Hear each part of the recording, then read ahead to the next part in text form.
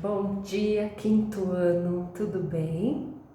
Hoje é quarta-feira, nós temos as nossas aulas de história.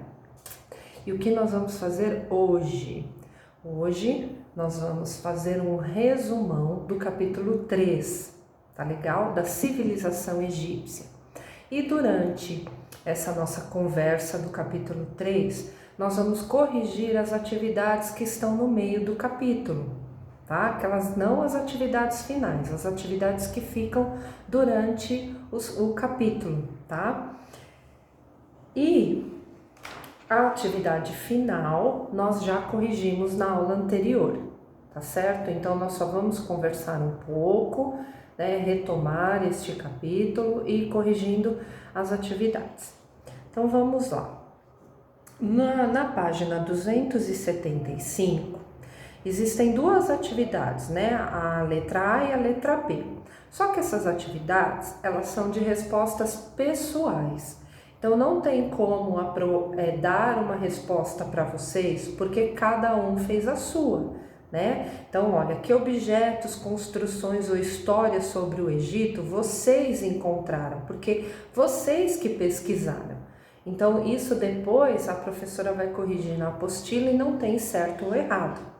A mesma coisa na B, está escrito em sua opinião, porque as pessoas ainda se lembram do Egito Antigo. Então é uma resposta pessoal, é uma opinião de vocês, não tem como a gente corrigir, tá bom? Então vamos falar um pouquinho sobre a unificação política do Egito.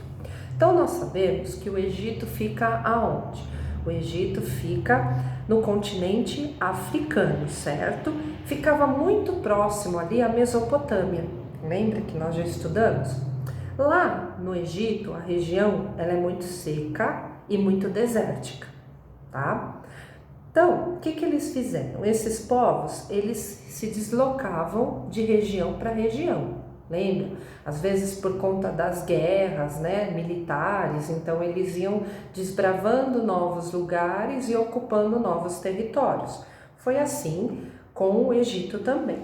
E nessa procura por lugares, eles encontraram também o quê? Um rio. Mas que rio é esse? É qualquer rio? Não, é o rio Nilo. O rio Nilo, ele é o rio mais extenso do mundo, certo? E esses povos, eles se fixaram às margens do rio, né? E as primeiras comunidades, às margens desse rio, elas faziam o quê? A pecuária.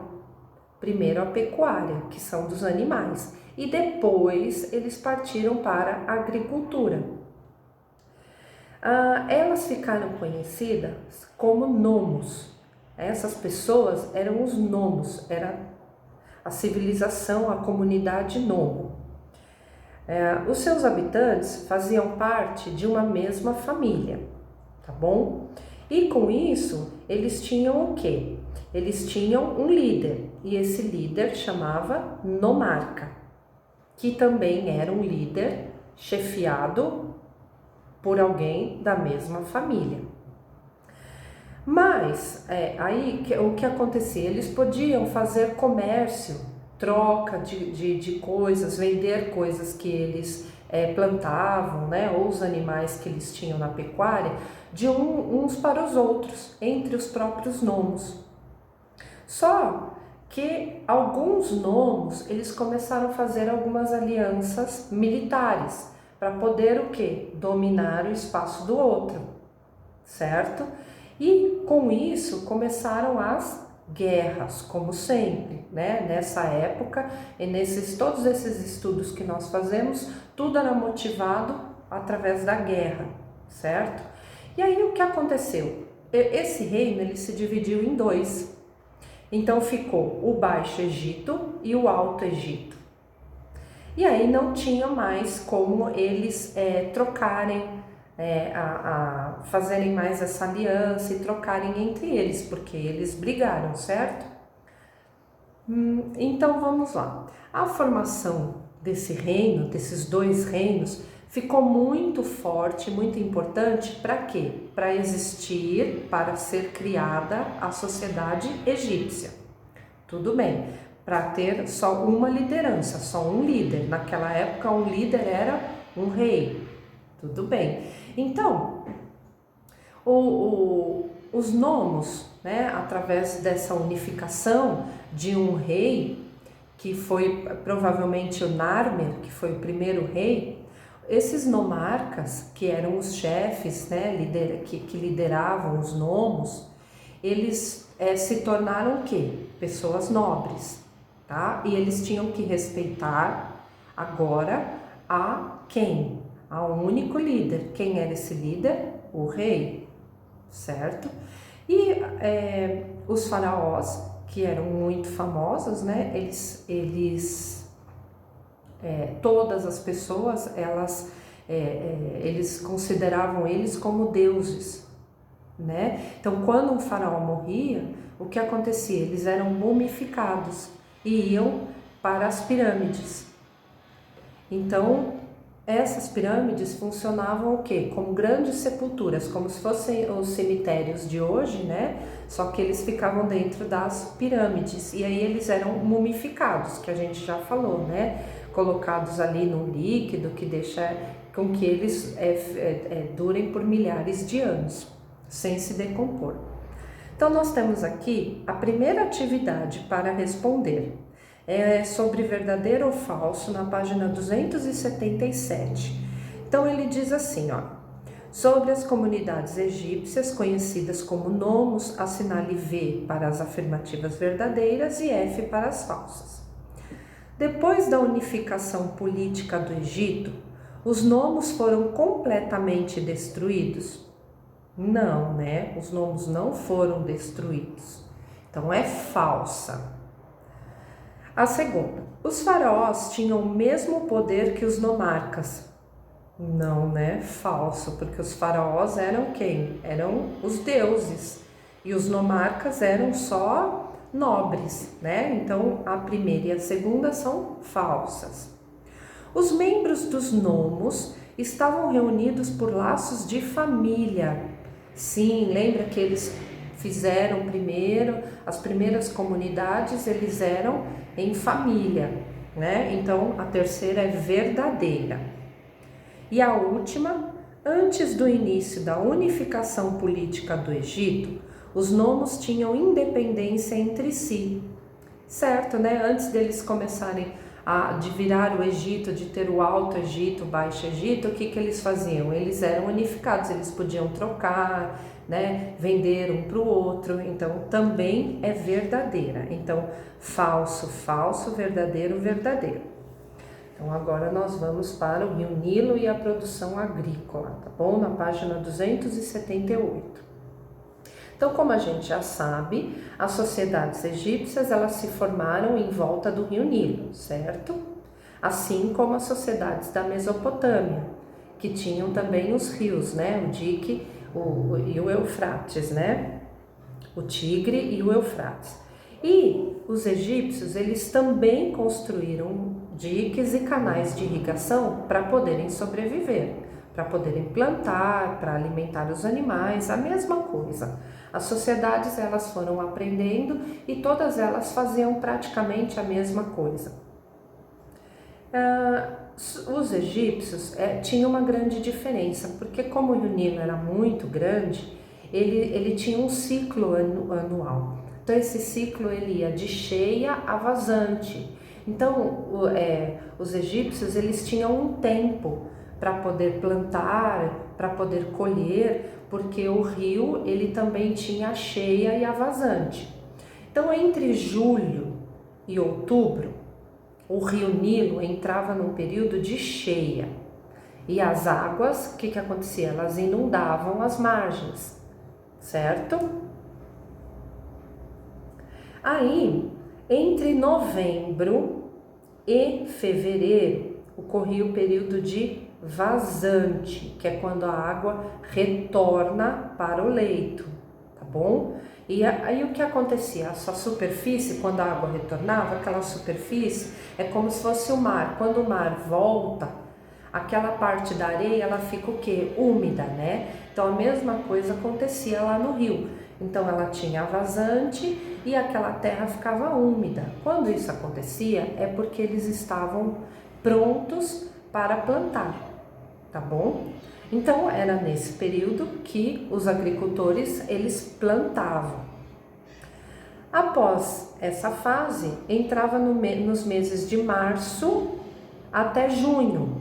Então, março, abril, maio, junho era o momento onde eles iam colher tudo que eles plantaram, aí eles iam colher.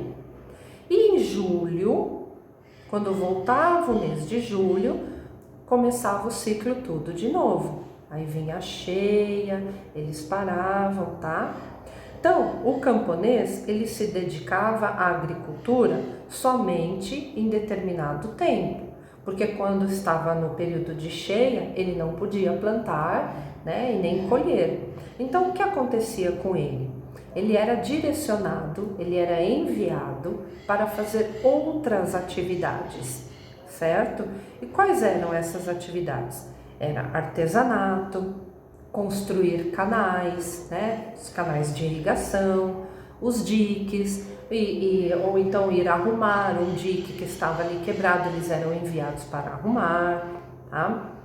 Até mesmo as pirâmides, que alguns acreditam, né? Eles falam que as pirâmides foram feitas pelos escravos, mas na realidade também existe pesquisa que comprova que os agricultores nessa época de cheia, eles eram enviados para construir as pirâmides também, tá? Então, a agricultura, ela era muito parecida com a agricultura da Mesopotâmia, certo? Só que o Rio Nilo, ele tinha uma vantagem. Ele tinha o quê? No fundo do rio, ele tinha muita matéria orgânica, né? Como tinham muitos animais que morriam e ficavam lá no fundo, então esses fungos e essas bactérias que ficam ali decompondo os animais e as plantas que morrem, eles viram o quê? Um adubo. E aí esse adubo, ele faz o quê? Muito bem para a terra, né? Então as plantações ali em torno do Rio Nilo, elas eram muito férteis por conta dessa matéria orgânica, tá bom? E aí nós temos aqui uma atividade, então nós vamos responder aqui. Associe na página 279. Associe os períodos do ano ao regime de cheias e vazantes do Rio Nilo e ao trabalho dos camponeses. Então, julho a outubro. Então, vocês vão colocar ali. Vamos ver se vocês acertaram. Sem trabalho agrícola. Camponeses eram deslocados para outras atividades, porque julho a outubro é o período de cheia. Então, tem duas respostas número 1, tá bom? A sem trabalho agrícola e a última, período de cheia, tá? Agora, 2, novembro a fevereiro. Então, de novembro a fevereiro é o período de vazante, tá? Então, vocês vão colocar ali a número 2, período de vazantes e a preparação e semeadura do solo, quando eles vão preparar para plantar, tá bom? Então, período de vazantes, preparação e semeadura do solo, colocar as duas número 2. E 3, março a junho. É a primeira, a colheita de março a junho, é quando eles faziam a colheita daquilo que eles plantavam, tá bom? Então fica 3, 1, 2, 2, 1. Então vamos lá, vamos falar um pouco da pirâmide social, tá? Vamos conhecer agora um pouco das características, né, desses camponeses do Egito Antigo. Então, a gente já sabe que esses camponeses se dedicavam à agricultura, certo? E que no período de cheia, eles eram encaminhados para fazerem outros trabalhos, né? Então, eles eram afastados do Rio Nilo e aí eles iam o quê? Trabalhar nas obras públicas, né? Eles iam fazer a manutenção dos diques, dos canais de irrigação. Também eles poderiam fazer trabalhos manuais, certo? E aqui uma característica em relação aos donos da terra é que os camponeses, eles não possuíam terras.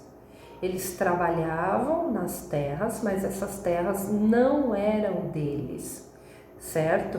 Então, eles trabalhavam nas terras de quem? Do faraó.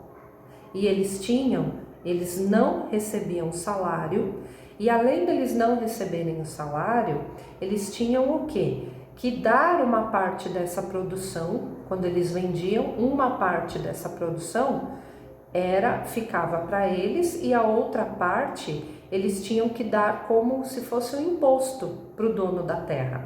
Não podia ficar com eles todo o dinheiro que eles recebiam. Eles tinham que dar metade desse dinheiro para os donos da terra, como se eles estivessem pagando um imposto, tá bom? Então, além dos camponeses, existiam também as pessoas que eram escravizadas, mas nós não estamos falando dos negros escravizados, nós estamos falando dos egípcios. Quem eram esses escravos? Eram prisioneiros de guerra. Então, quando eles iam avançar num território, que eles dominavam esse território, eles poderiam fazer essas pessoas como escravas, tá? E aí também tinha um outro tipo de escravo, que eram os que não conseguiam pagar esses impostos. Então, eles também escravizavam essas pessoas, certo? E aí, acima nós temos a pirâmide, lembra? Né? Que é um triângulo. Então, ali embaixo da pirâmide estão os camponeses e os escravizados. Um pouquinho mais acima, nessa parte mais intermediária, ficavam quem? Os escribas, os artesãos que faziam coisas mais especializadas, né? Os sacerdotes, que ficavam ali menos importantes, né? Os soldados também ficavam nessa parte social intermediária. Acima, então, nós tínhamos os camponeses e os escravizados, logo em seguida, sacerdotes, funcionários, né, de menor hierarquia, os soldados e os artesãos especializados. Acima desse grupo ficava quem? A aristocracia. Quem era a aristocracia? Eram as famílias dos faraós, né? Eram os funcionários mais importantes do Egito, eram os comandantes militares, né? Não os soldados, os comandantes. E também os nomarcas. Lembram dos nomarcas? Eles viraram pessoas, né, da realeza ali, mas não eram da aristocracia, certo? Mas ainda assim, lá no topo, quem que existia? Só o faraó. Então, por isso que o Egito ficou conhecido, né, por essa pirâmide social, porque na parte de baixo sempre os menos favorecidos, né? E lá em cima o faraó, os que tinham maiores benefícios, tá bom? E aí nós temos uma atividade também para responder na página 282. Por que não é correto dizer que os camponeses egípcios eram somente agricultores? A gente falou bastante sobre isso. Por quê? Eles realizavam sim as tarefas agrícolas, né? Só que nos meses de cheia do rio, o que acontecia? Eles eram enviados, né, para realizarem outras atividades, né? Que outras atividades? O artesanato, a manutenção dos diques e dos canais de irrigação, a construção de obras públicas. Então, eles eram enviados para realizarem outras tarefas além da agricultura. Por isso que eles não eram somente agricultores, certo? Então, nós já vimos as pirâmides, né? A pirâmide social do Egito, que ela é muito importante para a gente compreender um pouquinho da história e das camadas sociais que existiam nessa época, tá? Pela sociedade egípcia. E o poder do faraó ao longo do tempo, né? Porque o faraó era o Deus, era ele que mandava. Só que o faraó, ele tinha também muitos inimigos, porque todo mundo quer o lugar dele, né? Então ele tinha, além dos inimigos internos, ele tinha muitos inimigos estrangeiros também, que eram as pessoas que gostariam de ir lá e dominar o território que ele mandava. Então, desde a unificação do Antigo Egito, né, e do Novo Egito, ele teve várias fases políticas, tá? Esse Antigo Egito. Então, as mais importantes foram três: o Antigo Império, o Médio Império e o Novo Império, tá? Então, nesses períodos de transição de um império para o outro, o faraó ele concentrava muito poder. Mas quando terminava o século dele, que tinha o Antigo Império, quando acabava esse Antigo Império, né, nos últimos séculos de cada um desses impérios, havia um enfraquecimento muito grande do faraó. Ele ficava enfraquecido por conta das guerras, né? E aí colocava em risco o quê? Toda uma civilização controlada por ele, certo? E aí, nesses momentos em que o poder real enfraquecia, o governo do Egito podia ser exercido por famílias rivais, a família do faraó, ou por estrangeiros invasores. Então acontecia um período pequeno ali de ser dominado por famílias rivais ou estrangeiras, tá bom? E aí tem aqui um pouquinho falando, né? Ó, no Antigo Império foram construídas as 3 grandes pirâmides de Gizé. E com isso, quando construíam coisas muito grandes, né? A força do faraó ficava muito imponente, muito forte. Só que o que aconteceu? Quando ia enfraquecendo esse poder, os nômades asiáticos, eles ocuparam o Baixo Egito. E aí enfraqueceu o faraó. Por quê? Aconteceu uma grave seca nessa época.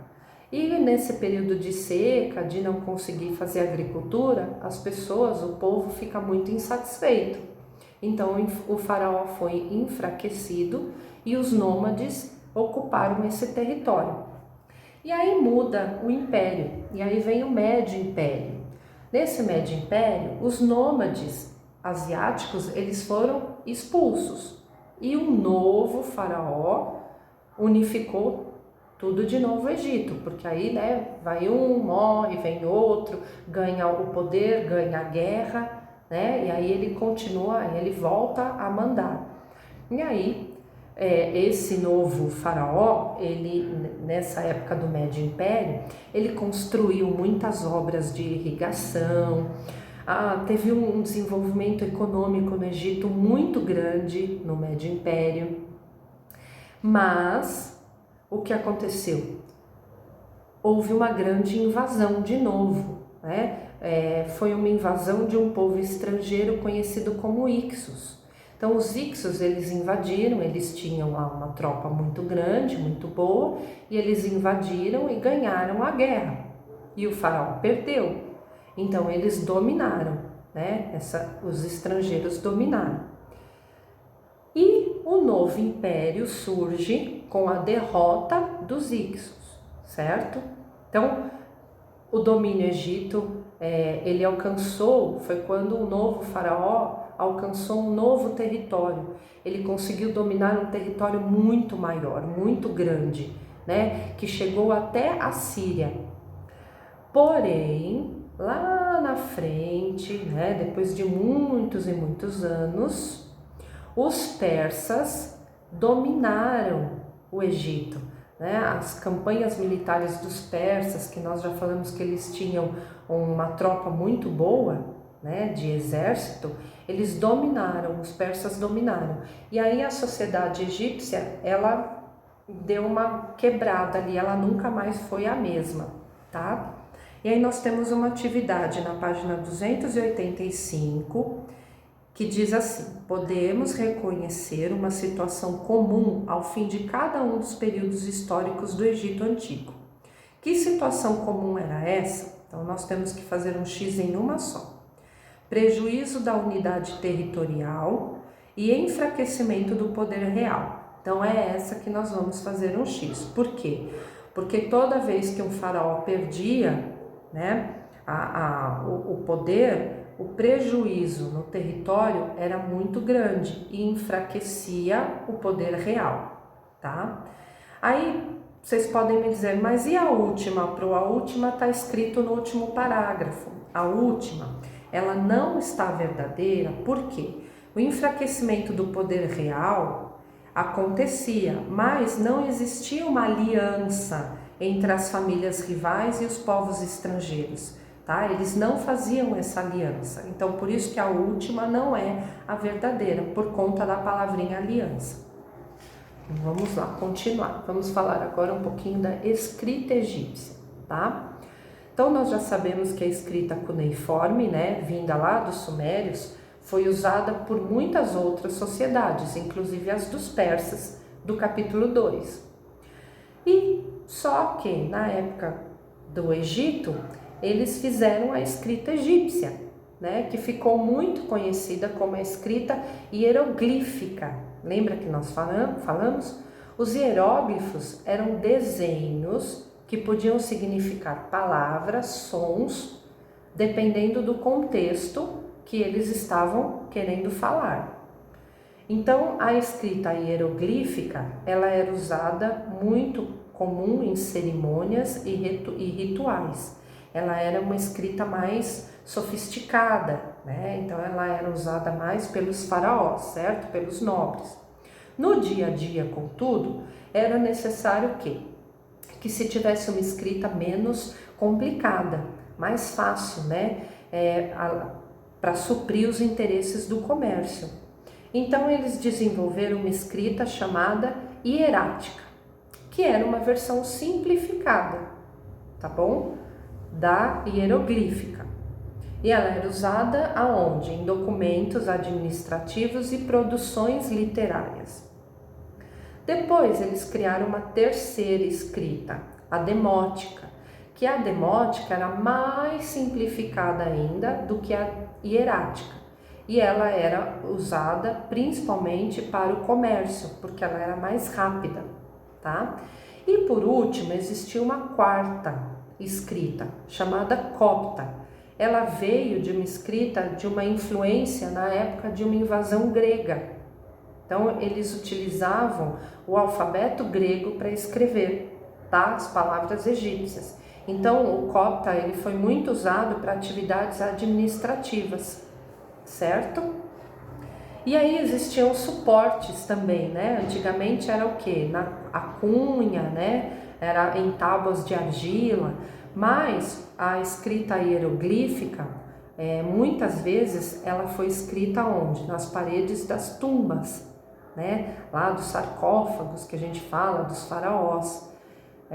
E aí tinham também outros instrumentos que eles usavam, como o papiro, que o papiro ele era feito como uma folha de planta, né? E ele era o quê? Muito flexível, muito fácil de transporte, porque ele era mais fino e mais fácil. Então eles começaram a usar esse outro material, diferente lá atrás, né, dos persas que usavam ainda as tábuas de argila. Os egípcios foram se aperfeiçoando, tá bom? Mas como a gente pode compreender o que os egípcios escreviam, né, na antiguidade? Então, há pouco mais de 200 anos, descobriram no Egito uma pedra chamada Pedra de Roseta. Essa pedra, ela tem 3 tipos de escrita em 2 linguagens diferentes.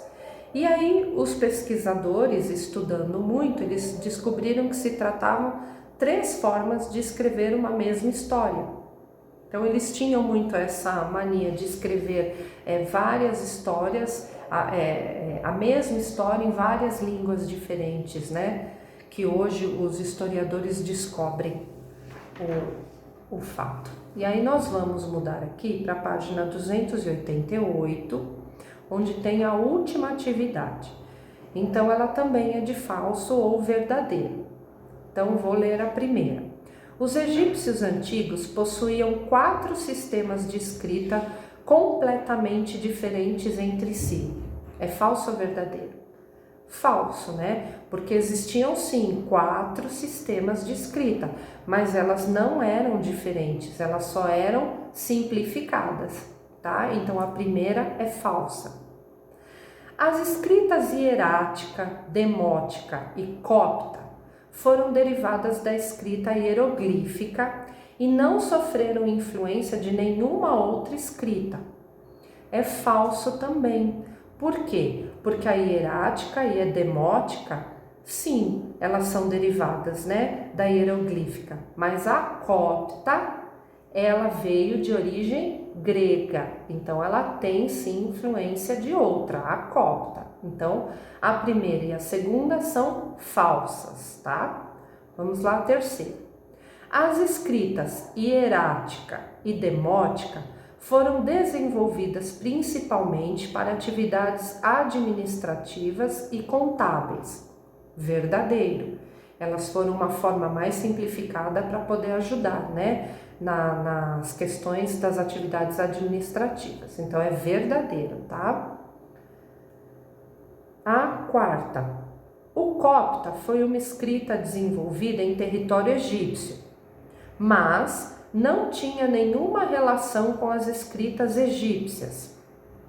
Ela é falsa, né? Por quê? Porque elas foram desenvolvidas no território egípcio, mas elas tinham relação, sim, com a escrita. Apesar dela ser de origem grega, ela tinha relação com a egípcia, sim, porque foi usada por eles, certo? A última, então, é falsa. Entre as 4 escritas egípcias, somente a copta derivou da escrita grega. Verdadeiro. Eram 4, só a copta que tinha outra origem, né? Que era a origem grega. Então, retomando, falso, falso, verdadeiro, falso e verdadeiro. Tá bom? E aqui a gente encerra o capítulo 3. Mas tem as atividades finais. As atividades finais foram respondidas lá na semana passada, tá bom? Então, um beijo grande para vocês e uma ótima quarta-feira. Até amanhã.